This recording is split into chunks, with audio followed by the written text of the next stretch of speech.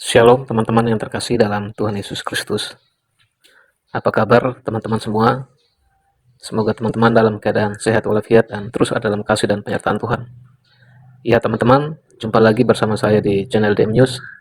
Saya ucapkan terima kasih kepada teman-teman semua yang sudah support channel ini dengan cara like, komen, dan subscribe.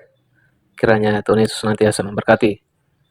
Bagi teman-teman yang baru bergabung di channel ini, silakan di like, komen, di subscribe, dan juga di share agar melalui channel ini banyak orang diberkati dan mendapatkan ilmu atau wawasan dari setiap video yang disaksikan.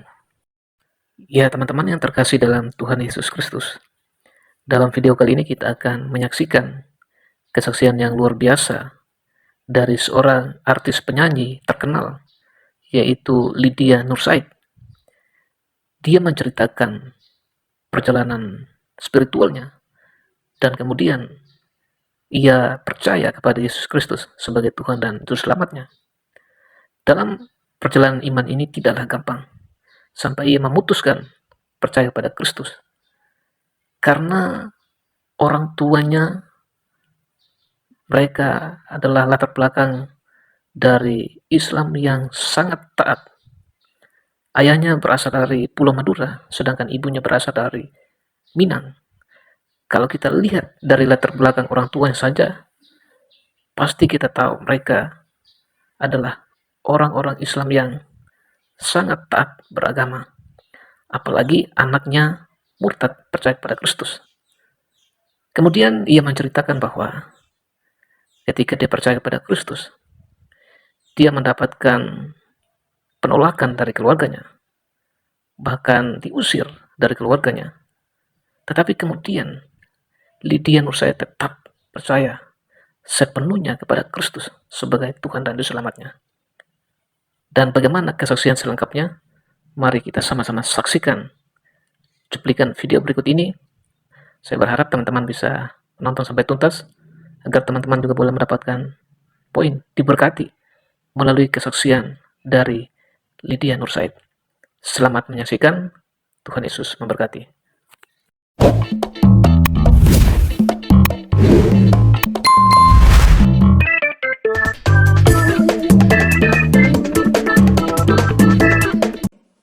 Berapa banyak di sini ada orang Minang? Angkat tangan kalau ada.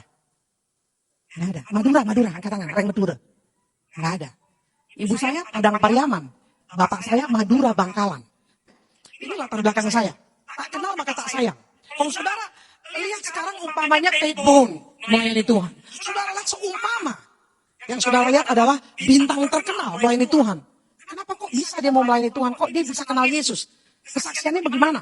Ya, bukan karena beralih dari pekerjaan sekuler, tadinya saudara bermusik di sekuler, dapat duit, terus di gereja juga saudara melayani dapat duit. Bukan itu saudara. Melayani Tuhan adalah satu panggilan. Bukan panggilan pekerjaan, tapi panggilan sorgawi. Amin saudara.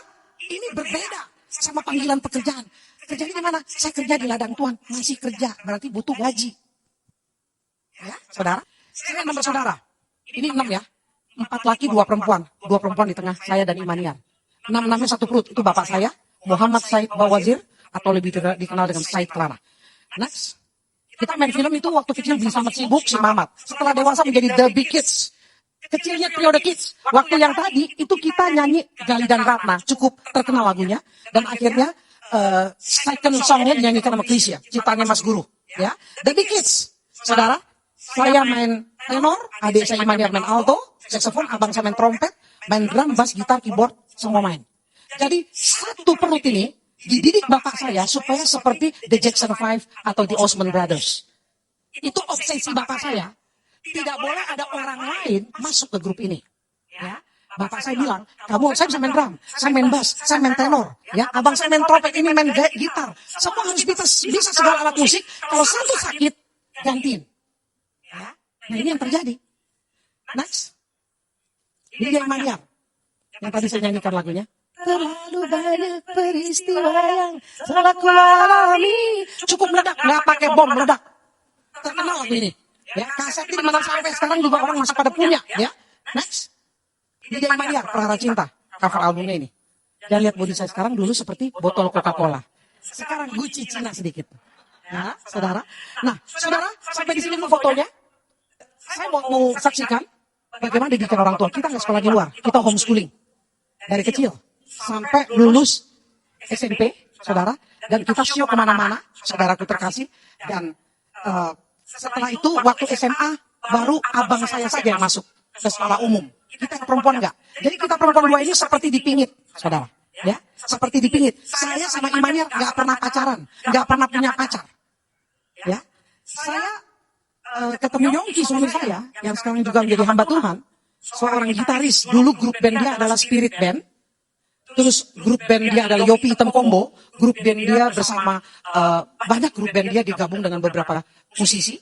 Saya ketemu pacaran, saudara, dengan Backstreet dan akhirnya menikah. Saya sudah menikah 35 tahun dengan 3 anak putri dan 5 cucu. Saudara, saya nggak pernah mimpi jadi Kristen. Orang pikir gini, oh dia jadi Kristen ya karena suaminya Kristen, karena kawin. Ya, jadi saudara, bapak saya tentara, latar belakang, ya latar belakangnya tentara dan musisi.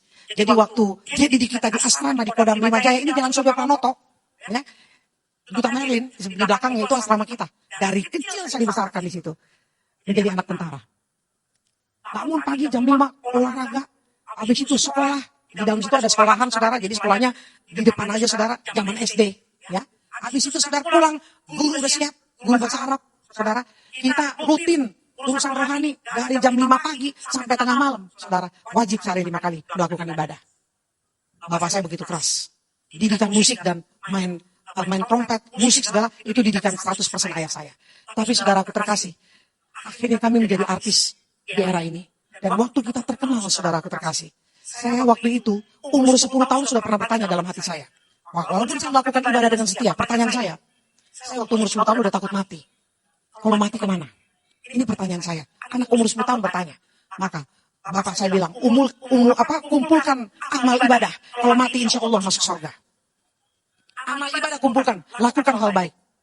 Saudara, amal ibadah itu rajin sembahyang. Maka akhirnya saudara, di saat saya mulai dewasa, saya bertanya lagi di usia 15 tahun, waktu sembahyang. Kalau saya mati kemana? Saya pengen takut lihat orang mati. Kalau ada orang yang meninggal, saya nggak mau ikut melayat. Ya, karena buat saya menyeramkan. Apalagi kalau saya lagi baca koran, saya baca tuh iklan duka cita yang saya takut. Kalau saya baca iklan duka cita, kok saya lihatnya, bacanya itu saudara, innalillahi, di bawahnya tertulis nama kita, di bawahnya masih ada pertanyaan. Semoga arwahnya diterima di sisi Allah Subhanahu Wa Taala sesuai amal ibadahnya. Tapi yang Kristen nggak membuat saya takut, rada damai. Kenapa? Kalau dipanggil ke rumah, Bapak di sorga. Dipanggilnya ke sorga. Nggak pakai di bawah kata-kata, semoga arwahnya. Masih semoga. Kalau ini yang manggil siapa? Bapaknya di sorga. Ya? Bahkan saya baca ada kata-kata lain, telah dipanggil ke pangkuan Bapak di sorga. Belum masuk sorga di pangku-pangku dalam hati saya, anak orang Kristen. Orang Kristen enak banget dimanja gitu. Siapa bapaknya itu? Pertanyaan buat saya. Siapa bapaknya orang Kristen yang katanya di sorga itu? Maka saudaraku terkasih, caranya Tuhan. Saudara, saya nggak pernah pacaran. Kenalan sama gitaris namanya Yongki Ramlan. Yang tadi punya grup band, kita punya grup band. Grup band kita berbeda. Kita saudara kandung, dia grup band lain. Waktu kalau kita lagi umpamanya lagi show atau lagi kontrak di salah satu hotel bintang 5, dulu kita juga pernah di Pizzeria di Hilton Hotel.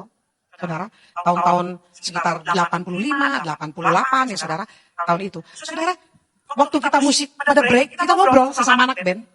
Ngobrol-ngobrol, ketahuan Yongki suka sama saya. Ya, dari sini saya bilang, kalau suka sama saya langsung ultimatum. Jadilah mualaf. Di keluarga saya tidak ada yang pindah agama. Mantu bapak saya ada Kristen, ada agama Hindu, itu jadi mualaf. Ya, sepupu saya menikah sama Batak, satu menikah sama Ambon, jadi mualaf. Tapi mereka apa? Agamanya bukan agama kita. Itu wajib.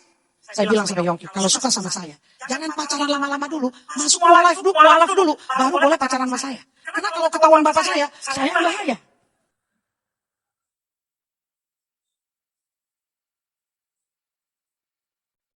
Yongki dengan penuh kasih menceritakan bahwa jalan keselamatan hanya lewat Yesus Kristus.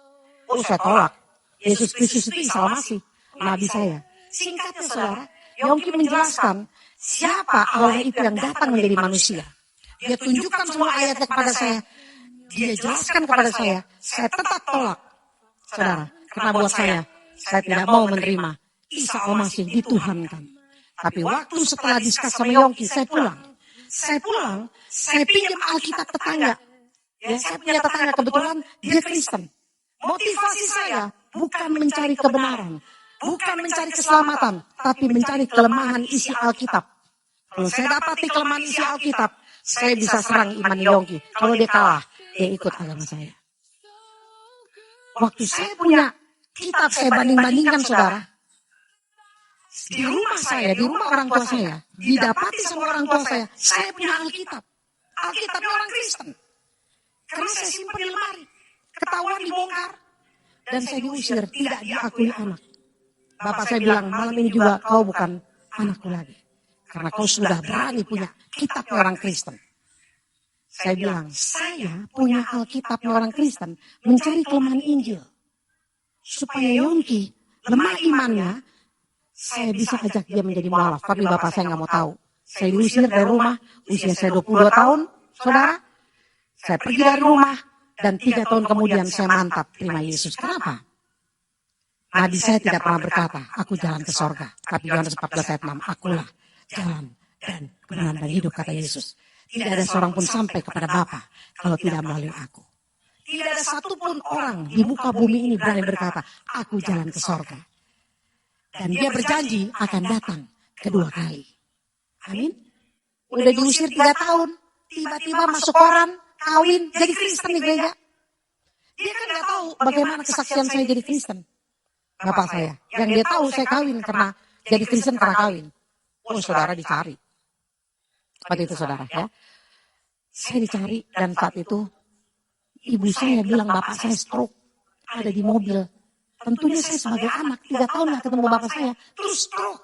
Ibu saya bilang, karena kamu dia jadi stroke. Kau bunuh bapakmu. Saya langsung ke mobil. Saudara, saya peluk bapak saya. Tiba-tiba bapak saya ternyata sehat. Dia mau culik saya, mobil di starter, saya dibawa lari. Tinggal suami saya Yongki bingung. Istri baru seminggu kawin, udah dibawa kabur mertua. Ya? Dan saat itu saya dibawa lari, saudara. Di saat saya dibawa lari itu, saudara, apa yang terjadi, saudara? Saya disuruh turun dari mobil, bapak saya sehat, gak stroke. Dia tanya, kenapa kau masuk Kristen? Jawab. Ternyata di rumah itu sudah kumpul seluruh keluarga besar ibu saya. Mendarat dari Padang, yang dari Medan, semua kumpul. Karena bapak saya anak tunggal, gak punya keluarga. Ibu saya keluarga besar. Yang mereka pertanyakan sama. Kenapa kita menyembah Yesus, manusia biasa, yang mengaku dirinya Tuhan? Saudara, segitu banyak orang mempertanyakan kepada saya, saudara. Saya gak mau debat, saya diem. Ya, prinsip saya tidak menyangkal Yesus. Mereka udah capek nungguin saya. Kembali mengatakan 2 kalimat syahadat untuk kembali ke iman semula. Mereka tunggu-tunggu, tapi saya tidak lakukan. Sampai mereka pada pulang. Satu malam saya diancam, dikurung, dan besoknya bapak saya marah. Karena saya tidak ada reaksi apa-apa. Bapak saya ambil samurai. Samurai ada 3, samurainya Jepang itu. Kecil, sedang, besar. Dia ambil yang besar. Dia bilang, Lydia kau berlutut. Kau mati aku masuk penjara. Yang penting gak punya anak Kristen. Apa yang saya lakukan? Dia berlutut. Dan saya berdoa. Bapak saya bilang, hitungan ketiga kau mati. Kalau tidak mau sangkal Yesus. Saya berlutut, saya berdoa. Tuhan Yesus, kalau mati rumah saya di sorga. Bapak saya udah hitung. 2. Tuhan Yesus, kalau masih hidup pertemukan sama Yongki. Baru seminggu kawin Tuhan. Sudah mau dibacok. Saya doanya tulus aja, saudara. Ya. Saya cuma minta yang sudah dipersatukan Allah tidak dapat diceraikan oleh apapun. Saat itu, saudara, waktu saya berdoa itu, saudara, hitungan ketiga, 3, saya dengar kubrak. Bapak saya jatuh, ditomplok paman, dipegangin tangannya, supaya dia gak bacok saya. Dan paman saya teriak, Lydia lari. Saya lari, udah bingung mau lari kemana, kenapa? Semua garasi mobil digembok pakai besi gede, saudara. Gak bisa keluar saya. Saya lari ke lantai, kamar saya lantai 2. Terjun dari jendela. Dan saya melarikan diri. Jadi buronan 3 tahun. Kita bukan penjahat. Saya nggak pernah melakukan kejahatan di mata orang tua saya hanya karena mau terima Yesus. Saya jadi buronan dengan Yongki, saya lari ke Bandung dan Tasikmalaya. Percaya kepada Tuhan Yesus adalah jaminan keselamatan yang pasti, karena keselamatan bukan hasil usaha manusia, melainkan anugerah kasih karunia Allah bagi setiap orang yang beriman kepadanya. Injil Yohanes pasal 3, ayatnya ke-16. Karena begitu besar kasih Allah akan dunia ini, sehingga Ia telah mengaruniakan anak-Nia yang tunggal, supaya setiap orang yang percaya kepadanya tidak binasa, melainkan beroleh hidup yang kekal. Kisah Para Rasul pasal ke-16 ayat 31. Percayalah kepada Tuhan Yesus Kristus dan engkau akan selamat, engkau dan seisi rumahmu. Efesus 2, 8-9. Sebab karena kasih karunia, kamu diselamatkan oleh iman. Itu bukan hasil usahamu, tetapi pemberian Allah. Itu bukan hasil pekerjaanmu. Jangan ada orang yang memegahkan diri. Jangan keraskan hatimu.